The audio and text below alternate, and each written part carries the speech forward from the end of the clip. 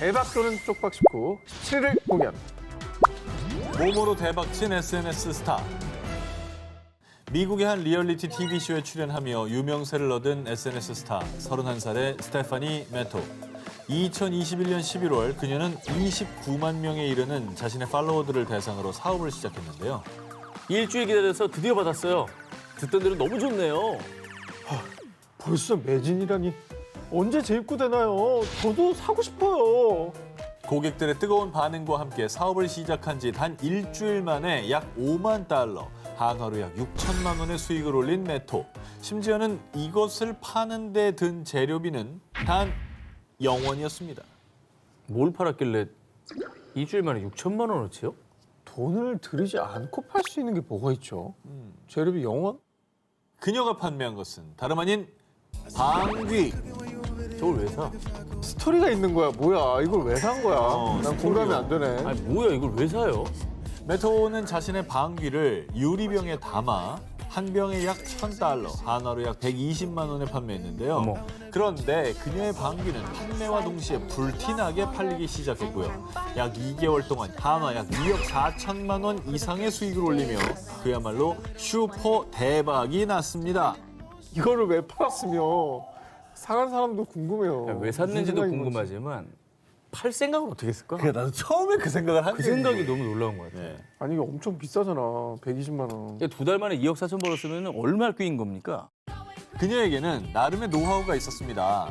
메토는 사업이 번창하자 질 좋은 방귀를 많이 만들기 위해서 식단 조절을 하면서 노력합니다. 아, 콩, 단백질 머핀, 삶은 달걀, 단백질 쉐이크와 요구르트 등 이렇게 방귀가 잘 나오면서도 톡 쏘는 냄새를 만드는 식단으로 아우 얘기하기 싫어. 아우, 듣기가 싫어. 아우 뭐야.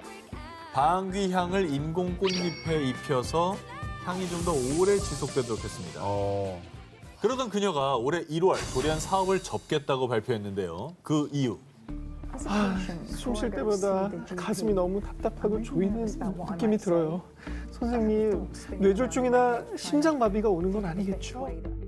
메토 씨, 유감스럽지만 내장에 가스가 너무 많이 찼어요.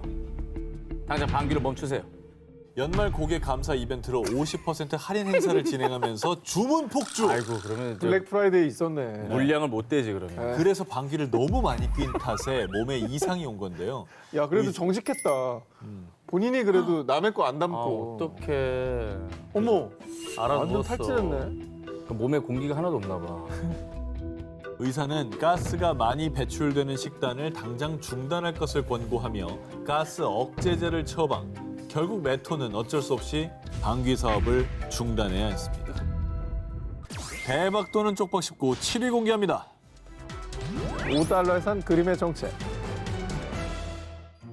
2020년 캐나다에 거주하는 클로이는 한 시립 매립지 기부센터에서 5달러, 한화 약 4,500원에 판매 중이던 그림을 발견했는데요. 자, 평소 미술품을 좋아하던 그녀는 그림을 보자마자 한눈에 반해 바로 구입. 집에 돌아와 설레는 마음으로 구매한 그림을 살펴보기 시작했습니다. 그런데 그림 뒷면에 적힌 작가의 이름이 다름 아닌 영국의 전설적 록 가수 데이빗 보이와 똑같았던 겁니다. 아 진짜? 아니 근데 데이빗 보이가 동명이인이 있겠죠. 있을 수 있죠. 무명 작가일 수 있지. 데이빗 보이면 5달러에 판매될 리가 없지 않을까요? 그리고 영국도 아니고 캐나다에서 발견됐으면은 이거는 그냥 아하. 캐나다 사람일 수도 있는 거고. 자, 하지만 평소 데이빗 보이의 팬이었던 클로이는 보이가 음악뿐만 아니라 배우와 화가로도 활동했던 사실을 잘 알고 있었는데요. 이 때문에 해당 그림이 동명이인이 아닌 진짜 록 가수 데이빗 보이의 것일지도 모른다고 생각한 겁니다. 저때 심장 얼마나 뛰었을까? 진짜 장난 진짜 아니겠다. 보이인가? 네. 이러면서. 자, 인터넷에 보이의 그림에 대해 검색해본 뒤 진위 확인을 위해 경매업체에 연락한 클로이. 아니 어떻게 이 그림이 캐나다에? 이건 데이빗 보이의 그림이 확실해요. 자, 해당 그림에는 The Head 46라는 제목이 적힌 라벨이 붙어 있었는데요. 이는 데이빗 보이가 95년부터 1997년까지 3년 동안 그린 약 47점의 초상화 시리즈 중 한 점이었습니다. 오 진짜 가보다. 야 근데 저게 왜 기부센터에 있었대? 이름도 있고 서명도 있잖아요. 근데 저걸 못 알아봤나 아무도? 진짜로 그냥 동명이인이라고 생각했을 것 같아요. 만약에 저걸 봤다 하더라도 아이 데이비보이가 무슨 그림을 그려. 그리고 이제 그리고 진품이면 여기 이렇게 왔겠어? 뭐 이런 생각. 뭐 그런 생각도 있고. 야, 근데 그거를 5달러에 산 거예요, 저 사람은? 이게 나중에 얼마가 됐을지 너무 궁금해요. 네. 경매에 나온 해당 그림은 한화 약 850만 원에 판매될 것으로 예상했지만 입찰가는 꽤 10배가 넘는 한화 약 1억. 클로이는 이 팬심 덕에 단돈 5달러로 2만 배의 수익을 올리는 잭팟을 터뜨렸습니다. 저거 그냥 뭐 에이 뭐 그럴 리가 있어 하고 넘겼으면 거의 이런 거 못 보는 거 아니에요. 지나치면 안 돼. 뭐든지 어디 뭐 서명 있는지 좀 보고 둘러보고 해야 돼요. 대박 또는 쪽박 19 6위를 공개합니다. 반전에 반전을 거듭한 최후의 승자.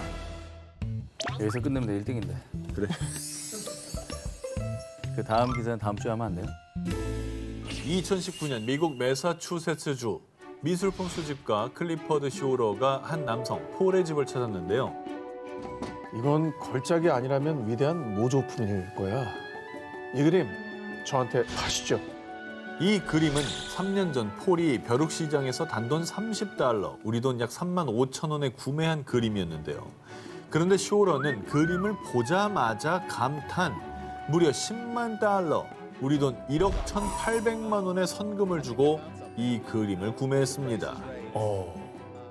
아니 3만 5천 원이었던 그림을 1억 1,800만 원에 샀다고요? 근데 아까 컬렉터라고 그랬잖아. 뭔가 알아보고 급하게 그 돈을 걸고 심지어 성금 주고 가져왔을 정도면 저거 보통 그림이 아니라는 거죠. 아니 근데 그럴 수도 있는데 헛다리 짚은 걸 수도 있어. 근데 저 스케치가 남다른 게 저는 정말 저게 남다르다고요? 예. 어디가 남다르? 아니 저런 스케치를 많이 남긴 뭐 다빈치 이런 사람들도 있잖아요. 다빈치 쪽? 렘브란트 쪽이 맞는 것 같은데. 누구야? 궁금해.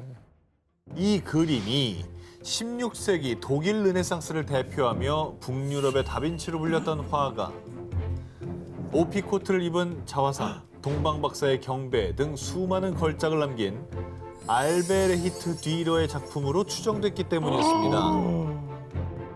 걸려있는 걸 보고 컬렉터도 매 눈으로 보고 이제 1억을 주장을 한 건데 모작일 수도 있는 거고. 그쵸. 진품이 아니면 이거 쪽박인 거잖아요. 그래. 2년간의 검증 끝에 놀랍게도 하단에 적힌 AD라는 인장과 어허? 종이의 재질 등을 확인한 결과 설마. 에헤? 이 그림은 뒤로의 작품이 맞았습니다. 와. 그것도 무려 500년간 세상에 공개되지 않았던 뒤로의 미공개 스케치 작품이었던 겁니다. 야, 저 사인 진짜 남아있길래 얼마나 다행이야. 그런데 더 놀라운 것은 이 그림의 추정가가 무려 5천만 달러! 우리 돈 약 590억 원을 호가. 현기증. 쇼로는 그야말로 초대박기를 걷게 됐습니다. 와. 3만 5천 원인데 1억에 판 사람도 자기는 돈 많이 벌었다고 생각했겠지만 그 사람이 이거 알면 그냥 지금 고혈압이지. 뒷목 잡고 쓰러지는 거지. 물론 이 폴이 배가 아플 수도 있습니다만 그런데 진짜 대박 기회를 놓친 사람은 따로 있었습니다. 사실 이 그림은 2012년에 사망한 건축가 장 폴리앙의 유품이었습니다.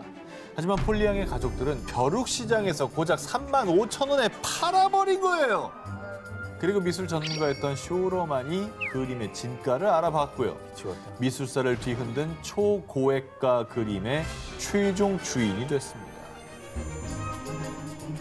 대박 또는 쪽박 19 5위를 공개합니다. 2013년 영국 웨일즈 뉴포트. 제임스 하웰은 뉴스를 보다가 깜짝 놀랐는데요. 노르웨이의 한 남성이 4년 전 비코인에 2만 3천 원을 투자해 올해 9억 원을 벌었습니다. 비트코인이? 그렇게나 많이 올랐다고? 자, 이게 지금 느낌이 말이죠. 비코인이 오르기 전에 팔았던 것 같아요. 어허. 그죠? 나는 이거 봤는데 이거 진짜 세상에서 제일 가슴 아픈 소식. 눈시울이 붉어졌네요. 난 이게 너무. 사실 IT 업계 기술자였던 하웰은 4년 전인 2009년 자신의 노트북으로 비코인 채굴을 했었습니다. 하지만 당시 여자친구가 코인 채굴 시에 커지는 노트북 소음을 너무 싫어해서 일주일 만에 채굴 작업을 중단했습니다. 당시 하웰이 채굴한 비코인은 총 7,500개. 그런데 2009년 당시엔 비코인의 가치가 거의 없었기 때문에 하웰은 비코인이 든 하드디스크를 서랍 속에 넣어둔 채 4년간 잊고 지냈습니다. 그런데 그 사이 천정부지로 치솟은 비코인의 가치. 하웰이 보유한 비코인 7,500개는 2013년 당시 가치로 16억 원에 달했습니다. 4년을 잊고 살았는데 16억 원이 이게 벌린 거잖아요. 벌린 거죠. 강제 초장기 투자가 들어갔는데 이게 엄청나게 가치가 그렇지. 뛰어버린 거예요. 하웰은 잔뜩 들뜬 마음으로 비코인이 든 하드디스크를 찾았는데 근데 서랍은 텅 비어 있었고요. 아 왜? 그 어디에서도 비코인이 든 하드디스크를 찾을 수 없었습니다. 그리고 그때 불현듯 떠오른 기억. 안 돼. 아, 이 하드디스크 진짜 오래된 거네. 이사도 가는데 그냥 버려야겠다. 졌나 보네. 16억 원을 버린 거잖아. 내 손으로. 아, 금고 사서 거기다 넣어놨어야지. 근데 그때는 아무 가치가 없었어. 아, 근데 혹시 모르잖아. 아, 왜 그러니까 그래. 이게 세상 모르는 거야. 하지만 인생 역전의 기회를 이대로 날릴 수 없었던 하웰. 잃어버린 비코인을 찾기 위해 그가 생각해낸 방법은 바로 쓰레기 매립지를 뒤지는 것이었습니다. 하웰은 당장 시의회에 쓰레기 매립지를 뒤지게 해달라고 요청했는데요. 하지만 시의회의 거절로 하웰이 비코인을 찾지 못하는 사이 비코인의 가치는 천정부지로 치솟았고요. 2021년 비코인 7,500개의 가치는 무려 4,700억 원에 달했습니다. 나 눈물 난다. 내 서랍 안에 이 돈이 들어가 있었던 거를 내가 알잖아, 이거를. 그 내가 버렸잖아. 지가 내가 퍼먹은 버렸어. 것도 아니고. 그 마음이 어떨까? 저는 이거 뉴스에서 보고 정말 안타까웠어요. 진짜. 하웰 역시 포기할 수 없었습니다. 하드디스크만 찾으면 지역 주민들을 위해 저 1,100억 원을 기부하겠습니다. 심지어 나사가 고용했던 데이터 복구 회사를 통해 비코인이 든 하드디스크의 복구 가능성도 확인했다면서요. 25명이 1년 동안 200제곱미터 매립지를 15m만 파면 된다고요. 다니던 회사도 퇴사하고 쓰레기 매립지를 뒤지게 해달라고 8년째 꾸준히 시의회에 요청하고 있습니다. 이게 찾길 바래요, 저는 그래서. 찾길. 근데 하드디스크를 찾았는데 만약에 복구가 안 될 수도 있잖아요. 안 될 수 있죠. 그 10년째 찾았어. 여기 있다! 신봤다고 찾았어. 도대체 안 되겠는데요, 이거. 이러면 어떻게 해? 그건 더 비극이다. 하웰은 이런 말을 남겼습니다. 비코인의 가치가 오르다 보면 시 관계자도 마음을 바꿀지 몰라요. 저는 끝까지 희망을 버리지 않겠습니다. 대박 또는 쪽박 씹고 4위 공개합니다. 모모 때문에 파산한 회사. 2009년 2월 영국에서 4대째 걸쳐 134년째 이어오고 있는 엔지니어링 회사 테일러 앤 선즈의 대표 필립은 몰디브에서 아내와 휴가를 보내던 중 인생을 뒤흔든 한 통의 전화를 받았습니다. 당신 믿고 계약했는데 파산이라니. 내일 만납시다. 파산이라니요? 아니, 농담하지 마세요. 그리고 제가 지금 휴가 중입니다. 아니, 지금 회사 꼴이 그 모양인데 한가하게 휴가 중일 때야! 필립이 운영하던 회사가 하루아침에 파산, 그야말로 쪽박을 차게 됐습니다. 100년이 넘는 회사라고 하지 않았나요? 100년 넘는 회사 저기 어떻게. 폐산할 일이 뭐가 있죠?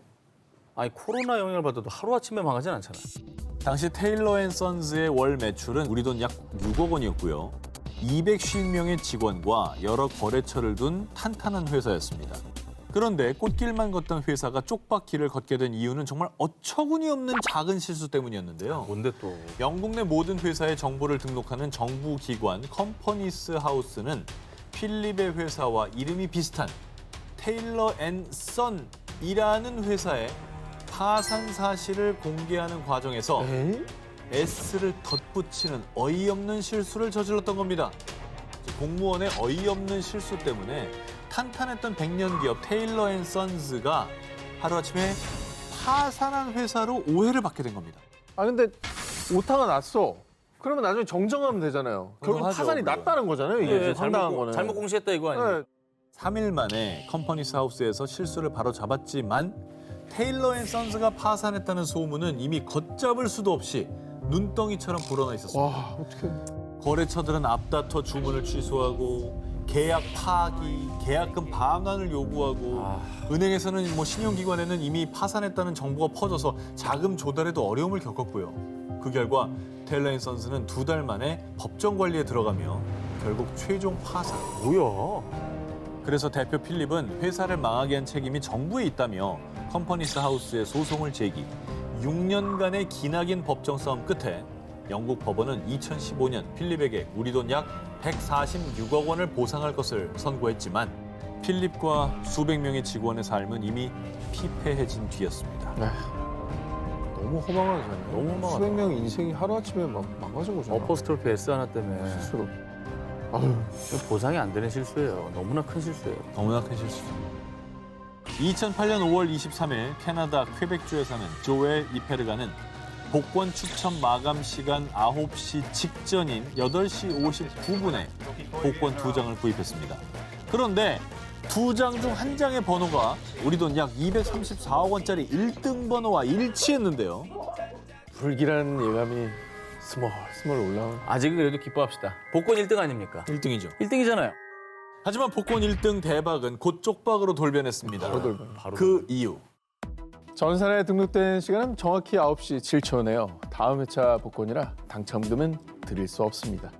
당시 퀘벡의 복권 시스템은 컴퓨터가 한 번에 한 장의 티켓만 입력. 아휴. 이 과정에서 최대 10초 정도 지연되기도 했는데요. 아휴.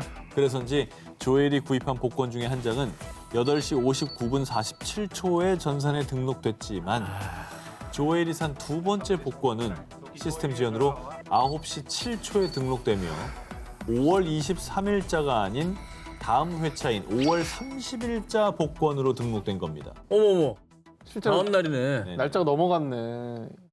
그런데 하필 조엘이 산 두 번째 복권 번호가 5월 23일 회차의 1등 번호와 일치했는데요.